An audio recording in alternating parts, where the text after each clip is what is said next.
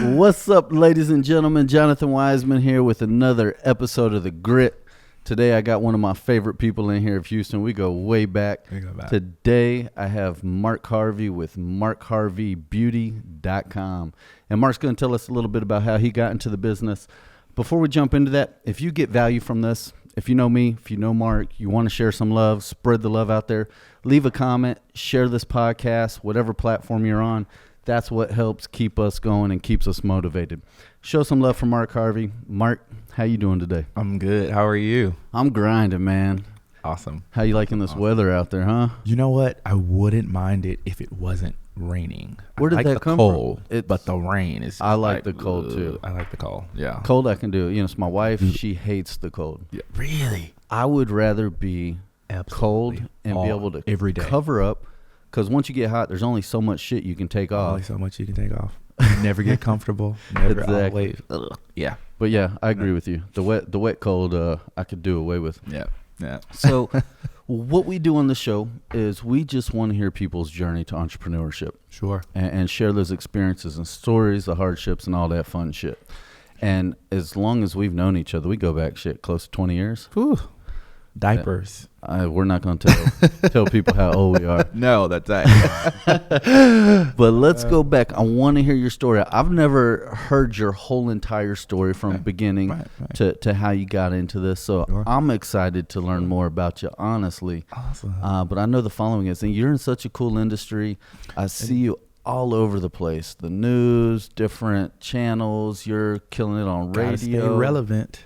You got to. Well, I'm sure the pretty face helps. Yeah. Oh, it has. Well, let's go ahead and take it all back. How'd you get into the beauty business? So I've always been an artist. That's what I always start off by telling people. I am a consummate artist, period. I never grew up thinking like, oh, I'm going to paint faces when I grow up. I didn't think that way. I just was like, whatever, artistic endeavors there were to be had, I was going to do it. I played the saxophone, I sang, I created things. Saxophone. How far did you do that in From school? The third grade. I went to all performing arts schools. Oh, that's amazing. So that was my thing. Love it. Johnston. Then I decided I wanted to be a chef. Why? I don't know. Well, I do know because I always cooked. You get to create. And thought I got to create. I loved cooking at home for myself and my parents and whatever. But then I got into it and I was like, I don't want to be in nobody's kitchen. So I was like, that kitchen's a little bit too hot for me. And you didn't want to smell like food when you left. Exactly. So the cooking part I loved, the creating part I loved. And so I went to Barbara Jordan for high school for careers. And where's Barbara Jordan at? That's on the north side of Houston. North side of Houston, okay. Yeah. So it was no football team, no basketball team. All careers. All career. Culinary arts, cosmetology, shop, computer, what did they call it back then? Shop. Microcomputer. What? They called it, yeah. So everything was careers. Career-oriented. Career-oriented, yes. Gotcha. And what grades was that for? What age groups?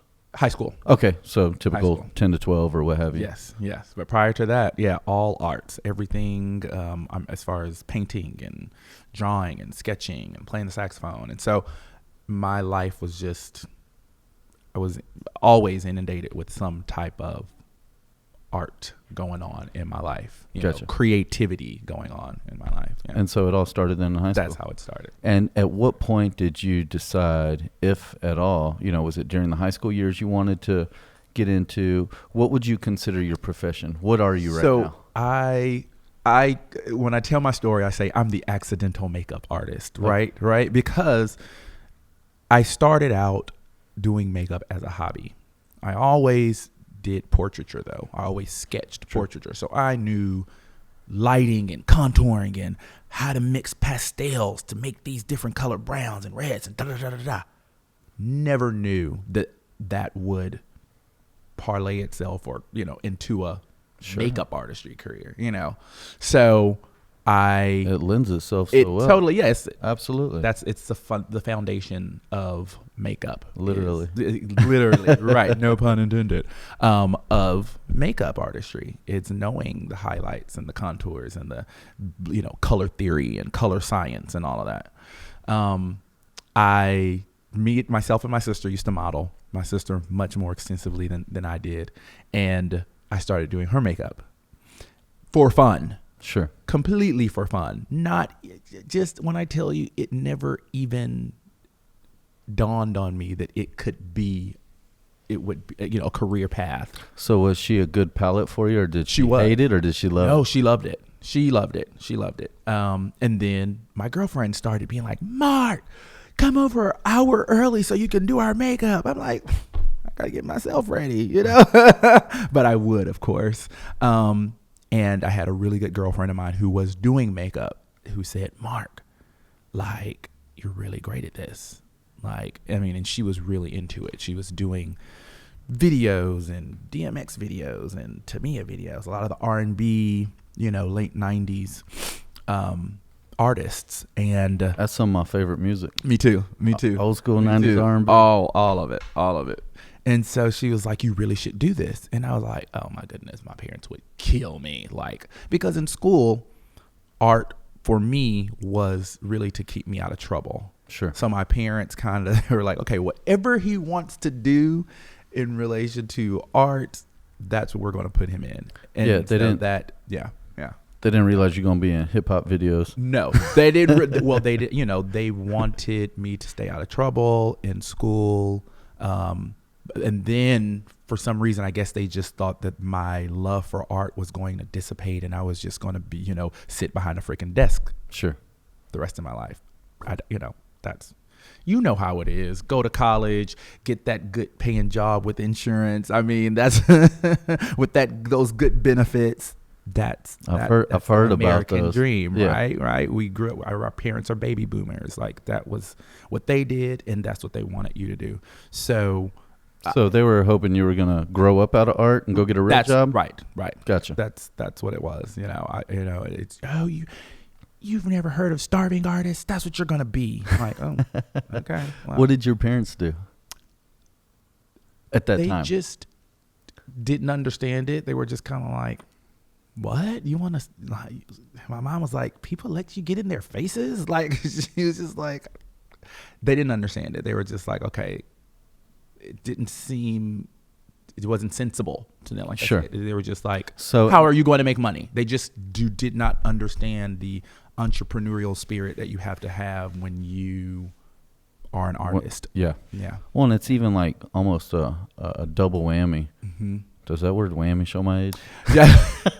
People still say it. Don't worry. It's like it's like a 2-for-1, because not only do you have the entrepreneurship, but they're, artists are driven so much. Absolutely. And when you couple those two together, I mean, it's very hard to steer somebody away from whatever their direction is. Absolutely. If that happens. Absolutely. Well, and I hadn't yet convinced myself even that Sure. it was something that I was going to do in a prolonged period of time. I just knew that it was fun then, in my early 20s. And my good friend who became my mentor was like, Mark, you're really great at this. Let's do this. I'll mentor you. You can come with me on photo shoots. And that's really all she had to say. Was like, hey, you can come with me and meet these stars, celebrities, models, and, get paid for it. Shit, can I go? I know, right? So it was fun. And this was also before social media and all that other exactly. stuff. So it was hard to get into those doors back then. It was, and so I'm so grateful for it. And I tell all of the young artists, really, no matter what, platform of artistry you're doing, is to find a mentor or someone where you can apprentice under, because really, without her, I don't know if I would have had the same type of drive Sure. that I have, because she was, so giving and so willing to let me learn. That's amazing. The artistry side, but more kind of the business side too, and open those doors, because I kind of already had the artistry side. You know what I mean? Yeah. I came in like teaching her some tips and tricks. She was like, what? You can show me how you did that? Show me how you did this? And she had been doing it for already, 10, 15 years. So yeah, that's my story. That's the accidental makeup artist. It was nothing that I grew up saying, I want to paint faces. Sure. But it went in that direction. It just went in that direction. It materialized to that. Right. The whole inertia of my childhood led me to that. But, Yeah. consciously, I was not thinking. Well, that's beautiful. So Yeah. you were in your mid-20s when this was going on. Yes. At what point did you get that first paycheck or compensation Ooh. and then think to yourself, you know what? This is a business. Right. Okay, this might work. Right. Well, Do you remember that aha moment? I do remember that aha moment. I was actually marketing. I was doing marketing prior to doing anything related to makeup. Okay. I worked for residential property builders, and I worked for one of the best ones in Houston. All of the nice properties on Bering and McHugh and Sage. And I thought I was doing really great for 18. Sure. So I graduated high school at 16. Wow. At 16. At 16, yeah. Because I went to all magnet schools, performing amazing. arts, and then I had an extra credit, and my birthday is in August, so it just kind of worked. See, I kind of got screwed by my birthday. Oh, okay. And I moved from Houston to Florida, where the credits went from 21 to graduate to 28. Gotcha. And that's why I'm a high school dropout. Gotcha. I got to the end of my senior year, And found out you needed. and you go see the counselor, talk about college. That's right. This bitch told me I needed to do another semester the following year of high school. Wow. And this was like a week before spring break. Oh, wow. So I said, you know what? I'm going to go to spring break. I'm going to think about that. I'm going to. I went to spring break. And in Florida, spring break is like 8 weeks long. Oh, wow. Because Florida goes this week, and then different That's right. sides of America come in different weeks. Got it. I stayed out there for the whole 8 weeks of spring break. Never went back to school. But I said that if I ever need to go back, I will. Gotcha. Fortunately. And here we are today. And there you go. Talking about entrepreneurs. There you go. What were you going to ask? Go. No, I was going to say it kind of was the opposite for me. It was that I only needed like one credit to graduate a whole year early. Wow. So I took a government class, I think. Was worth 2 credits or something? Right. And Sweet. I graduated. That's amazing. Yeah. So I mean, how cool is that to get out of school a year early?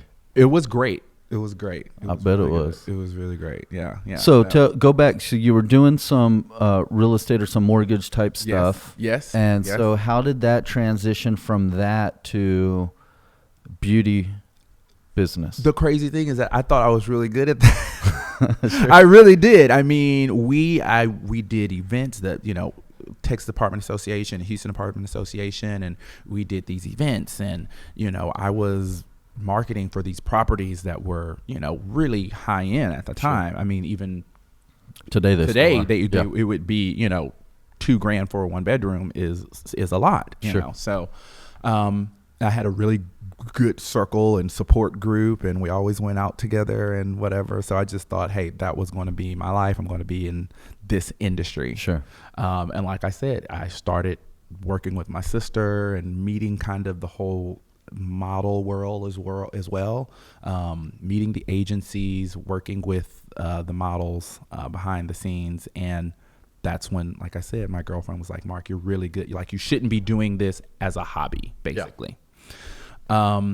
So what was that first job? That first job was with an agency where they said, hey, we want to book you directly. Which agency? Not through. It was Millennium Models. It was actually right off here in Sugarland. Yeah. I know Millennium. Yeah, yeah. And if it wasn't for Tisha, I keep saying my mentor, her name is Tisha. She's still my best friend. I didn't want to say it out there. I was going to say earlier, do we want to tell your mentor some love? Yes. Hey, Tisha. Hey, Tisha. Baby, how you doing? So if it wasn't for her saying, okay, I know I found a great person in Marc Harvey. He's a great artist. He works well with people because he has a background in marketing. She was the creative director for Millennium Models and Williams Talent. Okay. And Williams Talent used to be owned by Dennis Quaid's mom. It used to be Quaid Talent. Okay. And then all that talent rolled over to the new management and new owner. And so it was a really great agency. It was how long were you with Millennium? 2 years, 3 years. Okay. Yeah. And so you're getting into your mid-20s at this point? Yes. Mid to late 20s? Yes, mid. And Tisha was like, hey, you know what? I want to move to New York with my man. And it was like, okay, so where does that leave me? Well, she was like, well, I'm going to train you to do what I do. Like everything. Doing the classes, teaching the makeup classes, just doing the whole everything creative. As the creative director for that agency, she worked on the model searches, she did the runway classes, she worked with the agency, she worked with the casting directors and all of that. So I was like, okay, well, teach me. And I think she had like a clause in her contract that like if she left or something, she would be penalized or something. Oh yeah. Yeah. So, or if she left without a replacement. Gotcha. So I was her replacement, and that's when I, got that first check, and I was like, okay, this is gonna work. I think I'm not interested in anything else. Anything related to real estate, or I don't need to go and find that, a real job, as my dad would say. And, well, not anymore. He doesn't say that. Yeah. Back then he used to say that. I mean, when I owned nightclubs for about the 10 real years, job. I never had a real job. Exactly. It's running multi-million-dollar business, 30 employees, managing everything was not a real business. No. I get it. No. My dad, let me see, probably until 5 years ago. 5 years ago, we were all, I don't know what holiday it was, or maybe we had just had a family gathering, and literally every time he would see me, he would be like, Mark, they got that loan originator position at Chase available. And finally my sister, who, was the closest to me in age and who I started doing, makeup on, and who always validated my talent. Not that my parents didn't, but always was like, okay, if this is what you want to do, this is what you're going to do. Sure, like, to have that support. She was finally like, Daddy, Mark don't need no job. Yeah. And I didn't hear that again. So I guess it took someone else, It's like, Mark is traveling the world. He doesn't need, right. Well, so. And at that point, did you feel that sense of acceptance where he finally was like, okay? I think he did. I did. Because now when we talk, it's always about how's your line going. It's like, what's going on with your line? I mean, how's that make you feel now, knowing that, something that you've worked so, and not to mention they pushed you in that direction when you were young. Absolutely. And then you graduate from that and you continue down that path, and you feel some void of acceptance. Right. And then finally you get it. At what age? Late 20s, early 30s? Early 30s. Early 30s. How did that feel? Early 30s. I mean, good. Everybody wants to please their dad, right? The funny thing is that I always did anyway. So it wasn't a stretch for, Gotcha. when he was saying those things, I knew it was because he didn't understand what he didn't I know did. Any better. He didn't. Right. He didn't know what I did. And he didn't know that you could turn it into a business. That's right. Because we're a little bit old school. Well, and he didn't know that is what I was doing gradually. I wasn't just out there just painting faces. I was like, okay, this is a means to an end. This is what I want. This is what the goal is. The goal is to be in everyone's home, not just be, you know what I mean? Yeah. Have something, a product, whatever, Well, and that's where you're at now. We're going to get to that in a minute. Yes. But it's still, it's great that he was there to support you this whole time. Absolutely. But finally, when he accepted it as, okay, this is legit, and he starts speaking to you on that. Absolutely. That's got to feel amazing. Yeah, it was great. It was great. What about mom? Same thing. Mom has always been like number one cheerleader, still baby boomer from that old school. So still didn't understand the magnitude of where I had gotten in my career. Although she was always saying, okay, wherever you are, be careful, or, you sure aren't afraid to be in that air all the time. That's how you're like, you always in the air. You always flying, so I guess she knew, but she didn't. Sure. Like, she still didn't know, okay, what is this artistry thing? Why are people paying $3 and $4 and $5 and in LA $1,000 to have their face done? Like, what does that mean? Yeah. Like, she didn't. Well, and back then, it wasn't glamorized and it wasn't displayed visually. No, that's right. That's right. It was all behind the scenes. It was behind the scenes. That's right. No, it's true. It's true. It's true. It's funny because when I think back then anytime anybody said they were in film, they just automatically thought it was like porn. That's right. You know, you're either in rap videos or you're in porn. That's right. And it's like there's so much now that people are able to see through social media that is allowing people to understand it. So I can easily see baby boomers just didn't get it, until the last 3 to 5 years. Right. It's, you know, my dad actually, you know, it's like now he's able to see what I do visually because of all the videos I'm putting out. Exactly. Other than that, it was just like, I don't know what's digital marketing. What does that mean? What's videography? What's vlogging? Why do people need you? Why are you spelling vlog wrong? Right. Isn't that? I know. I just learned last year that it's a blog, and now you're spelling it with a V. Yeah, exactly. Like, Well, let's talk about that transition, because you went from, and you were saying your mom's one of your biggest cheerleaders and your siblings. I wanted to ask about that. You said your sister's always been there for you and been your biggest supporter. Do you have just one sibling, your sister? No, do you have more? 5 of us. I thought there was a bunch of. That's what I was going to ask. The youngest. Yeah, I'm the youngest. You're the baby too. Yeah, I'm the baby too. Oh, shoot. Yeah. But I mean, again, for growing up, they always knew that I was a creative one. So it wasn't, with me, it just, like I said, it wasn't a far stretch to be doing what I'm doing, but I guess just the way you're raised, you know what I mean? Like, we were raised very conservative, very religious too. So it was like, you know. Well, I'm sure what you were doing was a shock to everybody. It was jumping on planes, like this underground world, going out to nightclubs. What's going on? What is Marc Harvey doing? Exactly. Yeah. So it was. You have such a brandable name.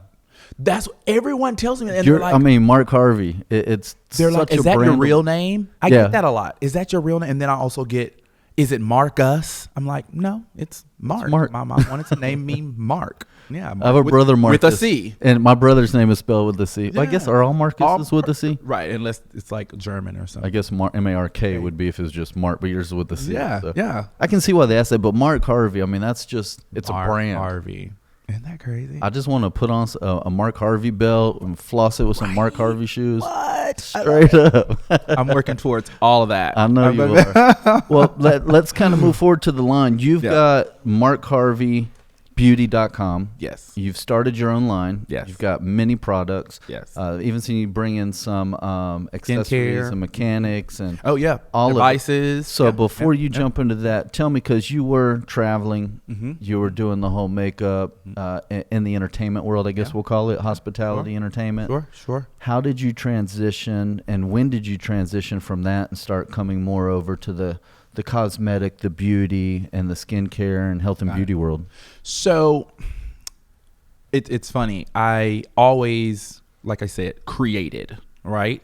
And I found that I kept leaning towards the more creative side of it, right? Every time I would say, oh, okay, I'm just going to do makeup, and I kept on like wanting to create. And so the brands that I started working for then would say, okay, well then, why don't you also work on our research and development team? Well, tell me some of those brands. I know some of them, but I want the audience to hear. I guess the first brand that gave me, the freedom to say, hey, let me create this, let me create that, was Luminous Air. It's the TV airbrush. And for all intents and purposes, it was just that when I first came on board. It was the infomercial brand that is a impulse buy that may work or may not work. You know, it's one of those things. It's like, it was not luxury. And if you buy one right now. That's right. It was that. It was absolutely that. So much so to where when I came on board, because of my marketing background and because of the CEO knowing that I had more to offer than just being the makeup artist or the global director for the line, he also was like, okay, I need you to get me this account. Work your marketing magic. Gotcha. Write a letter. Get an invitation to go and meet this buyer. And that's what I did. I mean, for the first year of me working for that company, I did not work in a makeup artistry capacity. So it started to change your profession a little bit. Exactly. Which I loved it. You did? I loved it. I loved it because it allowed me to do what I already did naturally, which was network, marketing, meeting, connecting. Did that pull you away from the creative side for a little bit? No, I was still doing the creative side. So for you the were doing brand. I was both. doing both. Yeah. Gotcha. Yeah, I was doing both.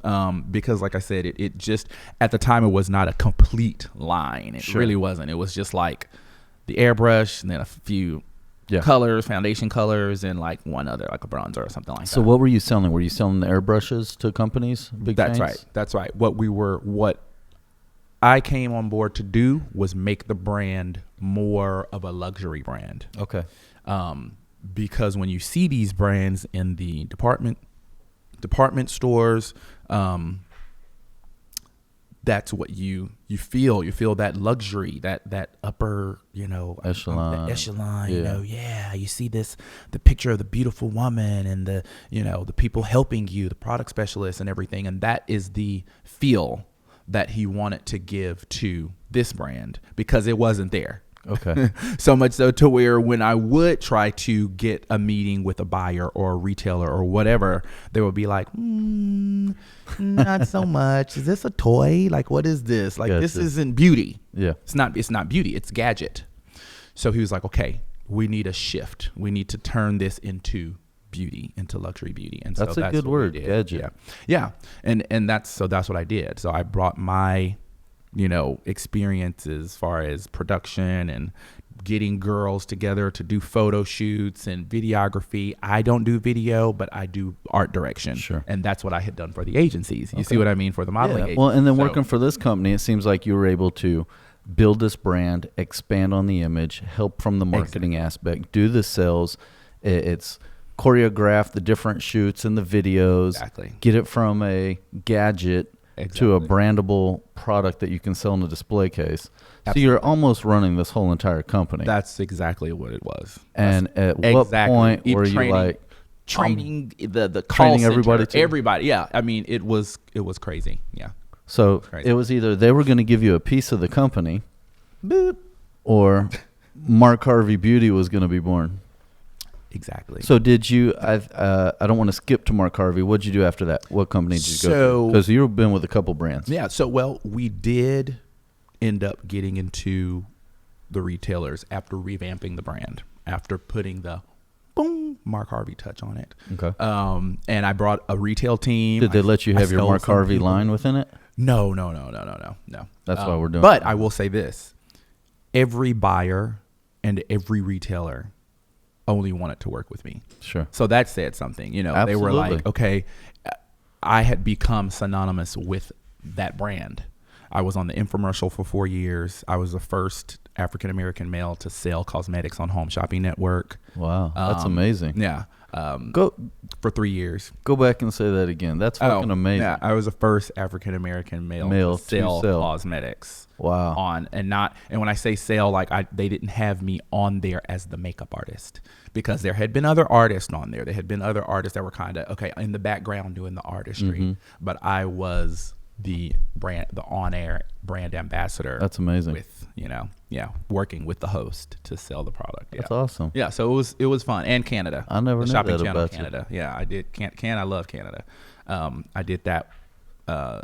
It was 2 years. 2 years, and then we finally got someone to take over because. Well, let's jump over Luminous there because we're giving them enough airtime. What came next? So after that, after that, I had met an amazing brand out of Taiwan when I was in Paris doing a trade show. Beauty Beyond trade show. It's called Beauty Beyond. It's a really big trade show in Paris. Okay.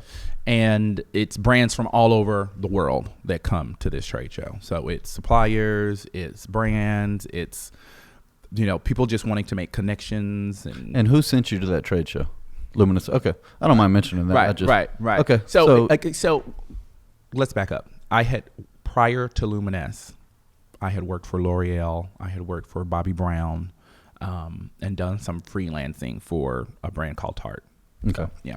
While I was in Sephora. So those were the baby steps to getting me to be able to even apply for the Luminous position and say, hey, I know this my is shit. right. Exactly. Yeah. Exactly. So trade after show. that Paris. trade show, I met this brand who, they incidentally were the suppliers for all of the top airbrush lines in the world, right? So they were the gadget supplier. They're the one that manufactures it. They were the manufacturer. Gotcha. They didn't manufacture luminesces though. And so they had seen me on Home Shopping Network, and they had just seen the numbers, man. I mean, I was, dude. You would have thought that I was selling Correct. Popeye's chicken sandwiches on Home Shopping Network. I mean, you really thought I was like, I was selling airbrushes like it was like bam, bam, bam, bam. I mean, I think my first airing, which was a Today's Special where they do the airing 24 hours and then you're there, like you have to sleep at the studio and you're there every 3 hours. Yeah, it's really plush. It's really nice. They have beds and everything. I've never been there. Oh, it's really nice. It's really nice. Yeah.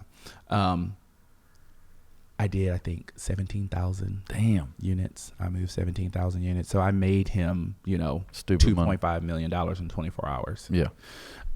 So I had enough of that after 3 years. And after him like saying, okay, no, I'm not going to renew your contract. Well, no, he didn't. He never said he wouldn't renew my contract. It was always, I'll take care of you. Don't worry. Empty promises. Like, empty promises. I was just like, you know what? So after that trade show, when I met this manufacturer, I was like, they started vetting me. They were like, man, we're seeing these numbers that this guy is pulling, and we need him on our team. And so it lends itself to that relationship. Yeah, that's what happened. Yeah. And what company was that? That was a company called Sparmax. Okay. And at the time, they were only doing white label or OEM. Yeah. So again, they are the suppliers for everyone. For everyone. But they wanted a piece of the industry. You know what I mean? They wanted to, they were tired of just doing wholesale or distributor pricing. Of the times. Yeah. Absolutely. They're like, okay, we want to be able to create this product and mark it up 8 to 10 times. Just like everybody else does. Just like everybody else is doing. And the only way we can do this is by bringing in someone that is doing it, that knows how to do it. And so that was my first experience with creating something from the ground up. Yep. Like ground level, like I freaking traveled to Taiwan, met with these people. Like it was amazing, but it was a lot of hard work. And we created Element 2. That was the name of this, but it was more for pros than for the everyday consumer. Gotcha.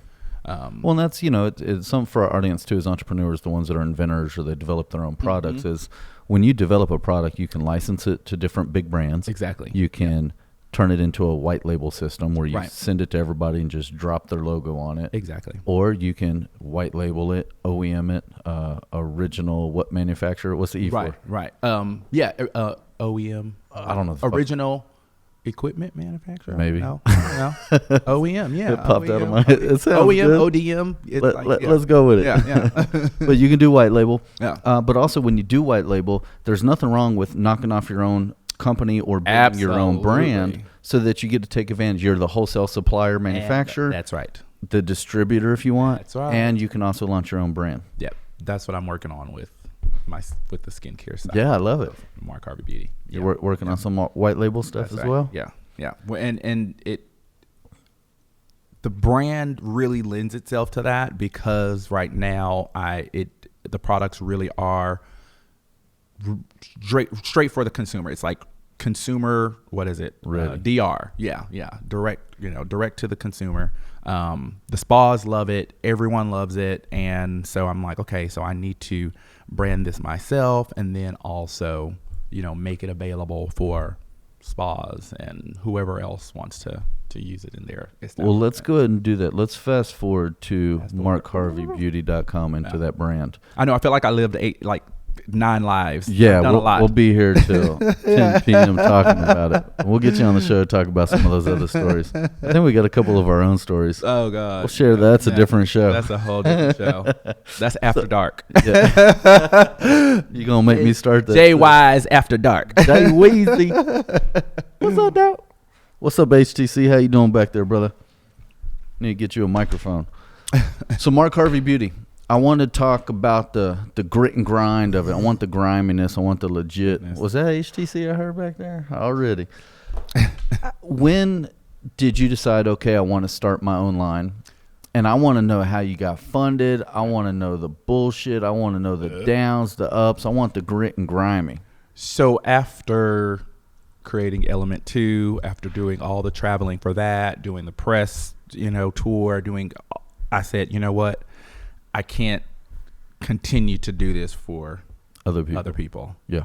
Like, I didn't look at it like, I wasted my time or I wasted my energy. It was a lesson. That's amazing that you look at it. Oh, yeah. Because you learn so much. You get the connections. You open the doors. You get to use somebody else's investment. I learned so much. Like, it was amazing. So you wouldn't change it for the world? I would not change it. No, I wouldn't change it. So that was the impetus behind me creating Marc Harvey Beauty. Was I'm not going to do this shit for nobody else anymore. Yeah. So now I'm at the level. I'm tired of building other brands. I'm tired of building other people's dreams, really, too. Not just brands, right? I mean, sure, their futures. Their futures. I mean, they're doing pretty good right now because of what you create. what you helped think. Create. So at what point did you say, all right, enough's enough? So I'm doing it myself. So I lit that fire under my eyes and was like, hey, I got to do it. I have to create something that, I can fill a void, like what was missing in the other lines that I created, what was missing in the other brands that I created. And so that's what I did. I created something that was going to be inclusive, that was going to be for, skincare lovers and makeup lovers, that was going to be for consumers as well as businesses, as well as spas. And that, that's it. That's what I did. I feel like in doing that, you kind of do have to do all the things that I've done in my career to understand what it means to create something for everyone. Sure. Right? Because I think that's what people do. They're like, oh, I want to have an eyelash line, or I want to have a lipstick line, or I want to have this. And it's like, you got to think beyond that. You got to think like, I need to create something for everyone, for the masses. How am I going to make my brand be as inclusive as possible, so that's what I did. I created the makeup line that is amazing for the pro artist as well as the consumer, right? So is that what you started with? Is that your flagship product? The flagship product is the Airbrush Foundation. And I don't know shit about makeup, and Laura was going to be here to help me through this part of it, so I apologize. She's not here, but is it a palette that you start with, or is it different option? Is it for the airbrush? It is for the airbrush. Okay, so it's all based around the airbrush. All based around the airbrush. So you started with the airbrush plus all the different foundations to go with it? Exactly. And a lot of people may say, well, why do you keep doing the airbrush? Like, well, because I mean, that was what I had the most success with, Laura uses hers every day. Absolutely. I use it every day too. Boo. Yeah. So that's what it is. And that's what I specialized in, is creating colors and color science around that particular formulation. So why not do it for yourself? It makes sense. Absolutely. And I've worked with chemists. I've worked with, brand developers to do this for other people. Why not do it for myself and do it better? So that was what I wanted to do. I wanted to do it, but do it 10 times better. Well, and it's an extremely saturated market out there. There you go. So it takes some balls to just want to dive into this industry, and you better know your shit if you do it. Absolutely. Yeah. Yeah. Knowing what you were going up against and creating this product, what was your thought process and getting started? How did you fund this? So I'm self-funded. Oof. Yeah, I know. I know how that goes. Yeah. But I wanted to do that because of my experiences. Because, I was like, you know what? I have to grow this on my own, because I don't want anybody else to, 2 years, 3 years, 5 years down the line be like, okay, I'm ready for my cut, or I'm ready for, I wanted to grow the brand organically. What was the initial investment you put in? $50,000, which is nothing, but here's the thing. I already had so many of the tools, a lot of, Absolutely. you know what I mean? Yeah. That I knew I needed. Like I have a friend. Just knowing the people. Exactly. The network. There you go. Yeah. There you go. Like sourcing, logistics, all of that, where some people would be like, oh, I got to pay for this. I got to pay for this. I got to pay X amount for this, X amount for that. I didn't have to do that. Yeah, well, you'll spend easily 6 figures just learning what not to do. Easily. And that, dude, so let me tell you, I might be, we got to talk about consulting after. Yeah. Yeah. Because I have had 2 of my very good friends who I know have made amazing money in their careers as, you know, they owned a photography, videography, and they worked with the biggest names from magazines to brands. They were like, we want to get in the cosmetic space. We want to get in that, you know, whatever. Didn't consult with someone who knew what they were doing, and Gone. $500,000 wasted. Yeah. Wasted. Done. That's Like, and that's one thing for all entrepreneurs. yeah. Yeah. And that's why sometimes it's better to start in an industry as an employee, That's work right. your way up. That's right. Just like your story. You meet the people, you get the connections. You have to. Even though you're building somebody, you know, I've got friends at the top of some company, whether it's an electrician or whatever, you know, and they're, you know, Johnny, I see you doing this and this and this, and Right. I'm making this amount of money. I'm almost at my ceiling. What should I do? And it's like, dude, you got fucking life easy. Yeah. Yeah. You get that guaranteed paycheck. House is paid for, People that all cars the are time. good, the wife, the family. Right. Don't fuck up a good No, right. Not unless, like you said, unless you know the steps that it takes to get there. You Like, jump to trying to do it yourself. There's so much that you don't know. so much. And So much. sometimes on the other side of it, you learn everything and you decide you want to do it yourself. So That's right. it just That's right. depends on what industry you're in Yeah. and if it makes financial sense, I guess, Right. to take that leap. That's what I'm saying. If you're willing to take that risk, It's because it risky. is a risk. Absolutely. No matter how you look at it. You don't know if it's going to work or You not. don't know if it's going to work. I've done very well, and I've had my ass That's right. handed to me. Feast and like famine. a beast. I mean, everything. But that's Yeah. part of it. Yeah, that's part of You're it. either going to spend hundreds of thousands of dollars on your way to learn, That's right.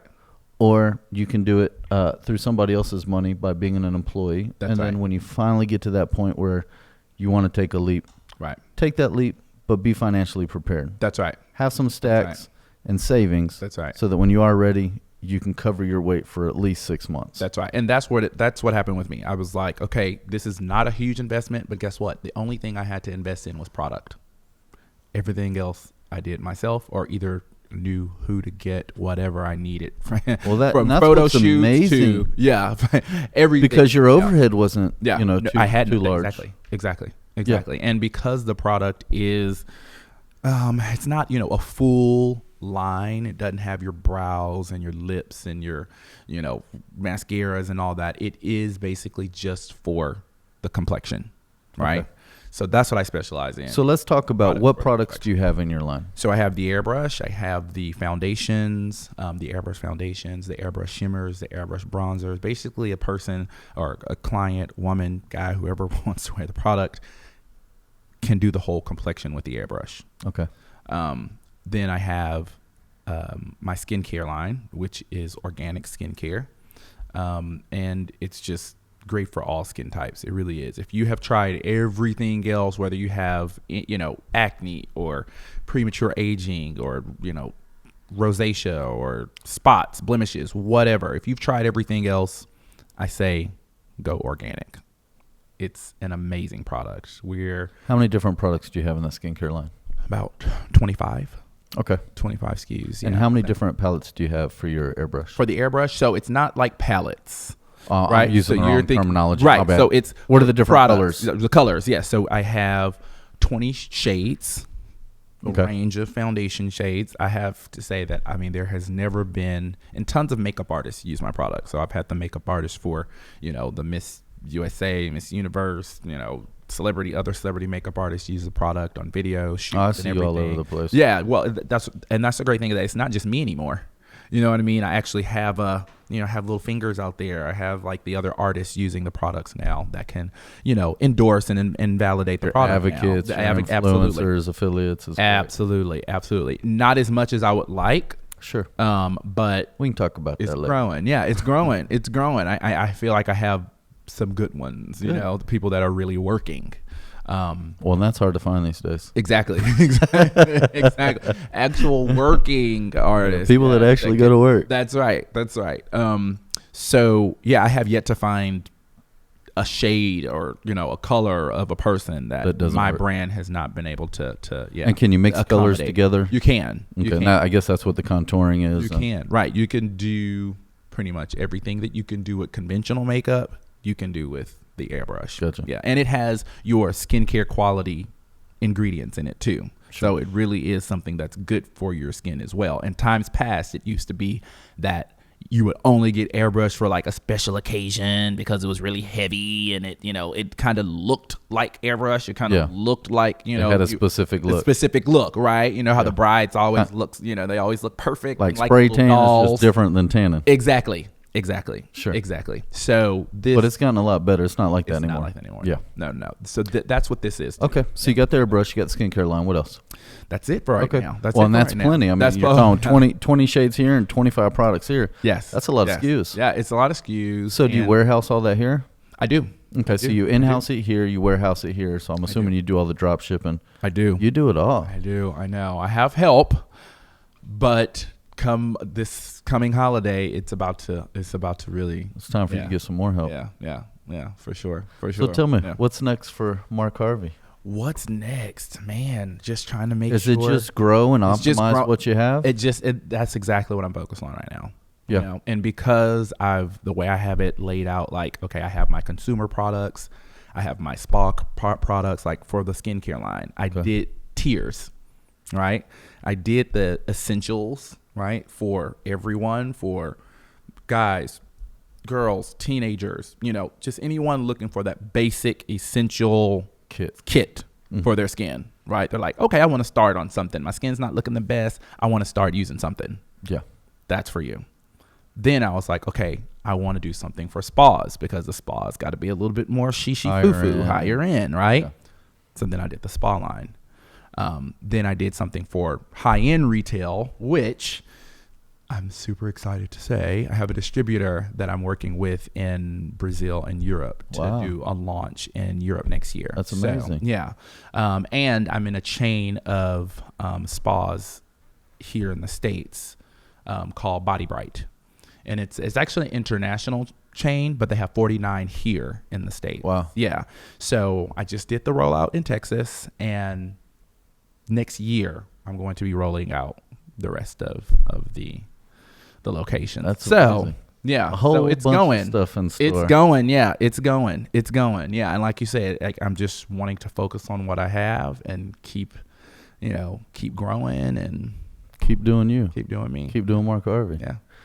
That's amazing. Yeah. It hasn't been easy. It is not for the faint of heart. Let me tell you. It is not, like you said. It's that risk. It's You make it look easy. Man. It's not, but it is well worth it. Well, Marc, I appreciate you coming on and talking to us about your beauty journey. It's been absolutely beautiful. Appreciate it, brother. Ladies and gentlemen, I appreciate y'all tuning in. We got Marc Harvey in here, the beauty expert. If you want to know more information on Marc and his products, go to markharveybeauty.com. We'll go ahead and throw his information at the bottom of this and at the end of the description. If y'all got any value out of this, share this, leave a comment, let us know how you liked it. We appreciate y'all tuning in anytime you can. We'll look forward to seeing you on the next one. Marc Harvey, thanks for coming out. Thank you, sir. Thanks a lot, ladies and gentlemen. We'll see y'all on the next one. Take care.